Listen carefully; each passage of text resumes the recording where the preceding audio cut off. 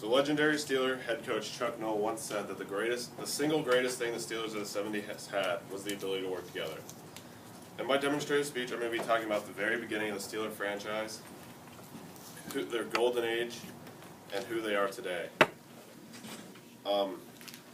So the very beginning of the Steeler franchise started with the Chief, Art Rooney Sr. And it's kind of the storybook beginning of a franchise. He just wanted to make his dream and, he wanted a football team. So he got together with a group of investors and created a football team to go in the National Football League. And according to Steelers.com, in an article, History of the Steelers Logo, the Steelers logo is based on the Steelmark logo belonging to the American Iron and Steel Institute, which you'll see the logo later. And the Steelers are credited with kind of making the helmet logos popular, because during the 50s they started to add helmet logos, and they only have it on one side because it's kind of a rumor, but it's widely accepted that they really couldn't afford to have it on both sides. So still today, they only have it on one side. And from the same article, it also says in the 1950s, the helmet logos became popular. The Steelers also added numbers on the other side. Since they couldn't add a logo on both sides, they put a logo on one side and gold numbers on the others. But that idea was scrapped by 1962 because they didn't like how it happened. And Art Rooney is credited to be one of the greatest owners of football history, just because he was really down to earth with the people. He started out as a fan, so he really knew how to connect to people and get people to kind of go to games and stuff. And John Clayton reported from ESPN.com. He said he was the best owner because he runs the Steelers the right way, and he is the best because he cares about his employees. Everyone that works, from the very top to the very bottom, he cares about it. He cared about everyone. He's dead now. So the Steelers officially began their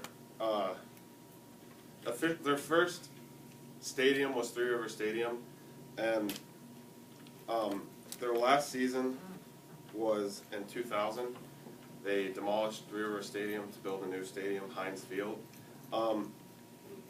They officially launched their last season celebration by identifying some of the Steelers' greatest moments in the 30-year history of Three River Stadium. And like I said, the 2000 season was also the last season played in Three River Stadium, and that's from Steelers.com in an article called Three River Stadium. So during their kind of last season celebration, they did the top 10 moments in history at Three River Stadium, and the greatest play that they said to take place in Three River Stadium was the Immaculate Reception, which we'll get on to talk about later. But it is still today one of the most controversial plays of all time. So that happened in Three River Stadium, and that was the most memorable play that they called in Three River Stadium. So, and everyone, they had a rough beginning. They didn't really win a lot of games, but then they finally opened out into their golden age. And their golden age started in 1968 when they hired legendary head coach Chuck Noll. Chuck Noll helped assemble the Steel Curtain, which was one of the most feared defenses of the 1970s. Most people credit Chuck Noll being so great to, he was a really good scout, and he picked up these players from smaller schools. Usually you don't see a lot of Division II and III stars, but he realized that there was unknown talent in these schools. Hall of Famers, Mean Joe Green, that was his nickname, Jack Ham, Mel Blount, Terry Bradshaw, Jack Lambert, Lynn Swann, and John Storrs played their entire career under Chuck Noll. So that's not really common. You usually see players jumping around looking for money, but they realized that they had something special with Chuck Noll, so they decided to stay their full career. In an ESPN article labeled Chuck Noll, said the big thing with Chuck Noll was how consistent he was dealing with players. As a player, he always knew what to do and when to do it. He was always consistent with how he dealt with people. And that was from Mel Blount, which actually would end up being a Hall of Famer under Chuck Noll. And the most memorable play was the Immaculate Reception. That's a picture of Franco Harris in the exact position at the spot of the Immaculate Reception. What happened was Terry Bradshaw took the snap. There was only a couple seconds left in the AFC Championship against the Oakland Raiders. And Terry Bradshaw looked and threw a ball to their tight end. But he got hit so hard that the ball went spiraling in the air, and everyone thought the game was over. But then Franco Harris in that position grabbed the ball almost off the ground and then ran for a touchdown to win the game and send the Steelers to the Super Bowl. And that was one of the most memorable and controversial plays. But some people thought the ball touched the ground, others thought that he wasn't an eligible receiver because it hit a Steelers receiver first. And back then there was a rule that if it hit your guy, if it hit your player first, that you couldn't catch the ball and run with it. So that was that was probably one of the greatest plays of all time. And so that was their golden age. They had his biggest feat was in the 1974 draft, where he drafted 4 future Hall of Famers in a single draft. So that's pretty amazing if you think about it. Of all the Hall of Famers, there was 4 in a single draft of the same team.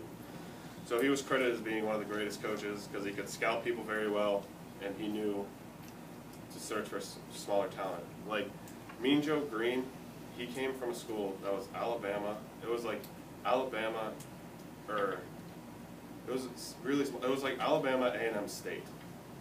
And I mean, you don't really look for football talent at Alabama A&M State. It doesn't even exist anymore. It merged with a different school. So that's who the Steelers were, their golden age. They won 4 Super Bowls in a span of 10 years, and that kind of helped catapult them to who they are today. So today, this is the 2014 Pittsburgh Steelers schedule. And their biggest rivalries that they made over the year and their biggest rivalries today is mostly the people in the NFC North, which is the Baltimore Ravens, Cleveland Browns, and the Cincinnati Bengals. And so Cleveland and Baltimore are 2 and 3, but surprisingly, their number 1 biggest rival, but in an article called the Steelers' biggest rivalries, is from Bleacher Report, is the Dallas Cowboys, and that's because they played a lot of games. They have the most games played. That's the Steelers that they most played in the playoffs, and many Super Bowls have gone either to the Dallas Cowboys or the Pittsburgh Steelers when they played head-to-head. So Allen Robinson said in an article labeled "Steelers Not Receiving Big Returns on Offseason Investments," Steelers have spent $137 million locking down contracts. So that's either signing new people or re-signing veterans, and have a 2-2 record. So the Steelers need the veterans to step it up, and hopefully they can return and have another golden age and win a couple more Super Bowls.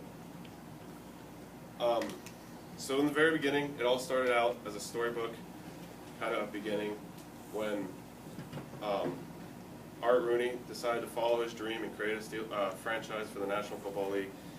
And after many years of hard work and determination, they had their golden age of Steeler football, where they won 4 Super Bowls in 10 years. And the Steelers today have won 2 Super Bowls, so that makes them the team with the most Super Bowls in the National Football League.